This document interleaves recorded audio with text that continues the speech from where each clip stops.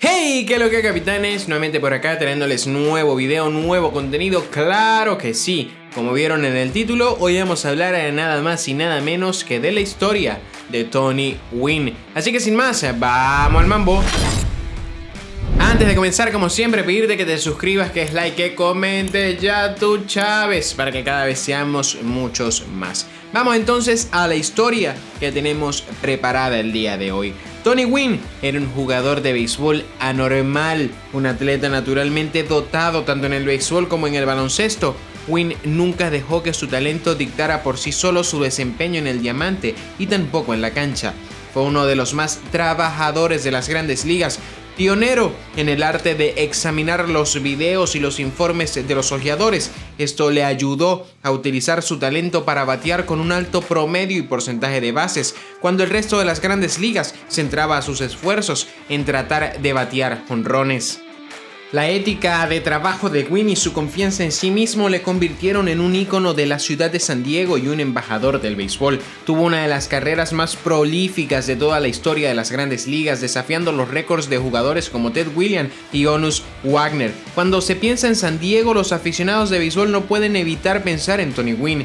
¿Y sabes qué, capitán? Hoy conocerás su historia. Anthony Kid Gwynn nació en Los Ángeles, California, el 9 de mayo de 1960, de padres Charles y Vandella Gwynn. Hijo mediano, Gwynn creció con sus dos hermanos en Los Ángeles hasta que se trasladó a Long Beach cuando tenía 9 años. Los Gwynns crecieron practicando deporte en su barrio y de grandes aficionados también a los Dodgers de Los Ángeles. Charles y Vandella eran personas de clase trabajadora y les inculcaron a cada uno de sus hijos los valores del trabajo duro y la perseverancia. Tony se interesaba por todo tipo de deportes, incluido el béisbol, el baloncesto y el fútbol americano. En el Instituto Politécnico de Long Beach, Gwynn era un atleta polivalente que destacaba en el béisbol y el baloncesto, y era muy reclutado por las universidades para ambos deportes. Gwynn eligió asistir a la Universidad Estatal de San Diego, a pesar de las ofertas de Cal State Fullerton y Texas Christian University. Una vez en San Diego State, Gwynn eligió el baloncesto como su deporte preferido. Demostró un inmenso talento en la cancha y fue considerado uno de los principales jugadores de la Conferencia Atlántica del Oeste para los Aztecas. Tras su primera temporada, Gwynn decidió volver a probar en el béisbol. Se unió al equipo de béisbol azteca como estudiante de segundo año. Al igual que en el básquet, causó una impresión inmediata y se convirtió en el mejor bateador durante 3 temporadas. Fue nombrado 2 veces All-American y batió por encima de 400 en su carrera universitaria, incluso mientras seguía destacando en la cancha del baloncesto. Una vez más, el dominio de los deportes de Gwynn atrajo la atención de los ojeadores profesionales, esta vez de la Gran Carpa y de la National Basketball Association, la NBA. Gwynn fue reclutado por los Padres de San Diego, su ciudad natal, y por los Clippers de Los Ángeles. Tony tuvo que tomar una muy complicada decisión en ese momento para él. Eligió quedarse con los Padres y tuvo un impacto inmediato cuando se presentó en la Liga del Noroeste para comenzar su carrera de béisbol profesional. Dividiendo el tiempo entre la bola de novato y la AA, Gwynn mostró un increíble control del bate y ganó los honores de MVP por su juego en la Liga del Noroeste de 1981. Comenzó el año de 1982 con los Padres en los entrenamientos de primavera. ¿Y saben qué? Batió bien, pero los Padres tenían un campo establecido en las grandes ligas en ese momento. Gwynn tuvo problemas con la defensa, lo que inclinó a la organización a iniciarlo en AAA. Gwynn estaba bateando 328 en julio cuando lo llamaron para que debutara en las grandes ligas contra los Phillies de Filadelfia. Dividió el tiempo entre las 3 posiciones del campo para los Padres hasta que se lesionó la muñeca, lo que le hizo perderse 3 semanas en la temporada. Terminó la misma de 1982 bateando 289 con un jonrón en 54 encuentros. Pasó los 2 primeros meses de la temporada de 1983 en la lista de incapacitados debido a su lesión en la muñeca. Luchó por mantener el ritmo de los lanzamientos de las grandes ligas mientras luchaba también contra su lesión y entró en una terrible depresión. Para salir de este bache, empezó a ver películas de sus bateos y también de los lanzadores rivales. Estudió detenidamente su swing, su postura, los lanzamientos que le hacían en determinados recuentos y situaciones y cualquier otra cosa que se le ocurriera en relación con su estancia en el bat. Su estudio cambió su temporada y posiblemente toda su carrera. Después de que empezó a ver los videos, Gwynn se convirtió en uno de los bateadores más calientes del béisbol y terminó la temporada con un promedio superior a 300 y una racha de 25 juegos de bateo. También los Padres terminarían las 2 temporadas iniciales de Wynn en las Grandes Ligas con un récord de 81 victorias, 81 derrotas. Tanto los Padres como Wynn tuvieron la temporada más exitosa hasta la fecha en 1984, con un récord de 92 victorias, 70 derrotas. Los Padres ganaron el oeste de la Liga Nacional y posteriormente derrotaron a los Cachorros de Chicago en la serie de campeonato de la Liga Nacional de 5 partidos. Se enfrentaron a los Tigres de Detroit en la Serie Mundial. Los Tigres estaban dirigidos por el veterano entrenador Sparky Anderson y habían ganado la asombrosa cifra de 104 partidos en el año.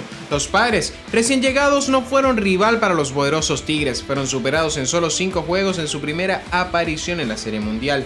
Nuestro jugador consiguió 5 hits en la serie, pero su temporada regular fue notable. A los 24 años fue seleccionado para su primer equipo del All-Star y ganó el título de bateo de la Liga Nacional con un promedio de 351. Jugando en 158 de los partidos de los Padres de esa temporada, recogió 213 hits y tuvo un porcentaje de bases de 410. El éxito de los Padres y el desempeño de Wynn en el campo llevaron a un aumento de la notoriedad del joven jardinero. Ese renombre no disminuyó durante las siguientes 17 temporadas. Después de establecerse como una de las principales estrellas jóvenes de la liga en el año anterior, Wynn continuó impresionando con otra temporada de All-Star en 1985. Batió 317 con un promedio de bateo de 364 en el outfield de los Padres. El equipo siguió su temporada de campeonato de la Liga Nacional en 1984 con un decepcionante récord de 83 victorias, 79 derrotas, bueno para el tercer puesto de la Liga Oeste. A pesar de ser una temporada decepcionante, los Padres y Wynn tenían mucho que desear en el futuro. Wynn fue a su segundo partido de las estrellas consecutivo y los Padres seguían teniendo un equipo sólido a su alrededor. Mejoró también su ya prometedor comienzo de carrera en 1986 con su tercera selección consecutiva para el All-Star. Logró el récord de su carrera con 14 jonrones y un impresionante promedio de bateo de 329. También lideró toda la Liga Nacional en ganancias por reemplazo, es decir, WAR. Aunque nunca fue considerado un buen jardinero, ganó su primer guante de oro en 1986 por su excelente defensa en el campo, algo en lo que se había esforzado por mejorar desde que entró en la liga apenas 4 semanas antes. Tony Gwynn dio a los Padres otro año consistente en 1987. Esa temporada batió 370 ganando su segundo título de bateo. Además de sus increíbles habilidades en la caja de bateo, Gwynn hizo gala de su velocidad y de su capacidad para correr las bases con la impresionante cifra de 56 bases robadas. El máximo de su carrera era de 37. Gwynn también empezó a mostrar más potencia en los extra bases con 36 dobles. Llegó a base casi el 50% de las veces con un porcentaje de bases de 467. Después de 6 temporadas en las Grandes Ligas, a la edad de 27 años, Gwynn había sido seleccionado para 4 partidos del All-Star. Había ganado 2 títulos de bateo y un campeonato de la Liga Nacional. Ahora se le consideraba un bateador de primera a pesar de su falta de poder de jonrones. En su séptima temporada, 1988, Gwynn empezó a tener problemas de lesiones. Tras sufrir un esguince en el pulgar en Pittsburgh, Gwynn pasó un tiempo en la lista de incapacitados y tuvo problemas para batear a esa altura.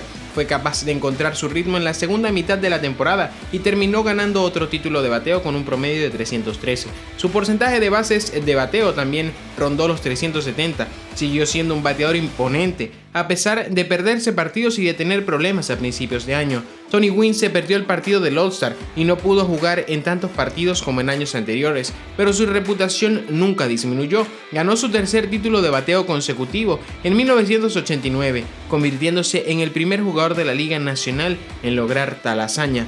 Gwynn, uno de los primeros defensores del uso del video para estudiar el bateo, siguió trabajando duro fuera del campo para ser el mejor bateador posible. Pasaba horas en la jaula de bateo y horas en la sala de cine. Muchos veían a Tony Gwynn como quizás uno de los mejores bateadores de contacto de todos los tiempos, antes de los 30 años, al entrar en la década de 1990. A pesar del excelente juego de Gwynn, empezaba a ser criticado por lo que algunos consideraban un juego egoísta, incluido algunos compañeros de equipo. Los totales de bases robadas de Gwynn disminuían a medida que ganaba peso, para disgusto de algunos compañeros de equipo. Algunos incluso creían que le importaba más su promedio de bateo y sus estadísticas personales que ayudar a los Padres a ganar partidos. Entre estos compañeros de equipo estaba Will Clark, una personalidad controvertida en sus equipos anteriores. Las críticas y los rumores de canje pesaron sobre Gwynn, pero aún así batió más de 300 en 1990 y fue nombrado a otro equipo del All-Star.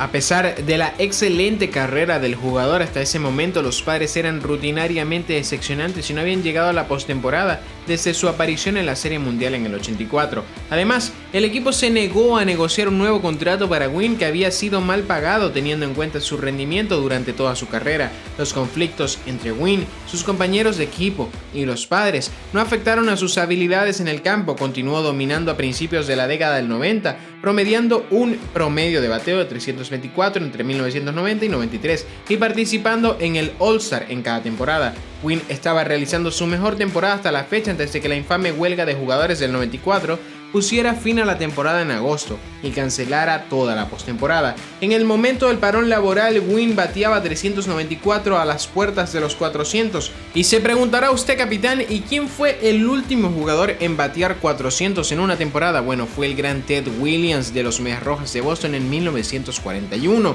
Más de 50 años antes, aunque el parón laboral puso fin a la histórica persecución de Gwynn por la corona de Ted Williams, no dejó que eso le impidiera seguir trabajando al máximo para ser el mejor jugador posible. Siguió en 1994 con otra temporada del All-Star en 1995, bateando 368 con un porcentaje de bases de 404. Tony se había consolidado como uno de los jugadores más constantes de todo el béisbol, ya que rara vez estaba en la lista de incapacitados y bateaba habitualmente por encima de la marca de 300. Las temporadas de 1996 y 97 fueron más de lo mismo: selecciones para el All-Star, promedios de bateo en torno a los 300, porcentaje de bases de bateo rondando los 400. Nunca pareció desvanecerse o decaer, incluso cuando se hizo mayor y el desgaste aumentó. Gwynn y los Padres volvieron a llegar a la postemporada en el 98, 14 temporadas después de la pérdida de 1984. El equipo llegó a 98 victorias y 64 derrotas y ganó el oeste de la Liga Nacional por casi 10 juegos sobre los Gigantes de San Francisco. Derrotaron a los Astros con 102 victorias en 4 partidos en la serie de división. Luego, los Padres vencieron a los Bravos de Atlanta con 106 victorias en la serie de campeonato en 6 juegos para ganar el segundo banderín de la Liga Nacional en la histórica carrera de Gwynn. Desafortunadamente para el jugador y para los Padres, su rival en la Serie Mundial fueron los Yankees de Nueva York, considerados uno de los mejores equipos de la historia. Los Yankees habían ganado 114 partidos durante la temporada regular y derrotaron fácilmente a los Rangers de Texas y a los Indios de Cleveland en su camino hacia la Serie Mundial. Su marcha no se detuvo con los Padres, ya que barrieron a San Diego camino a la victoria de la Serie Mundial.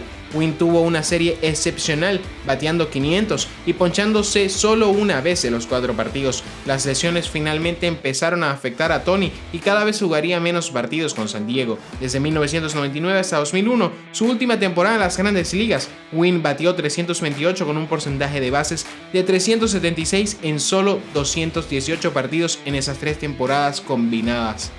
Tengo otro dato, y es que logró su hit número 3000 en 1999 y solo Wade Boggs logró la hazaña en menos bateos y solo Roberto Clemente lo hizo en menos encuentros. En el momento de su retirada, Gwynn había hecho una carrera extraordinaria, tenía un total de WAR de 69, más de 3000 hits y 135 jonrones y un promedio de bateo de 338 en toda su carrera. Había sido nombrado para 15 partidos de estrella, ganó 5 guantes de oro y fue nombrado campeón de bateo de la Liga Nacional en 8 oportunidades. Esta última hazaña empató a Honus Wagner como la mayor cantidad en la historia de la Liga Nacional y solo quedó detrás de Ty Cobb con la mayor cantidad en la historia.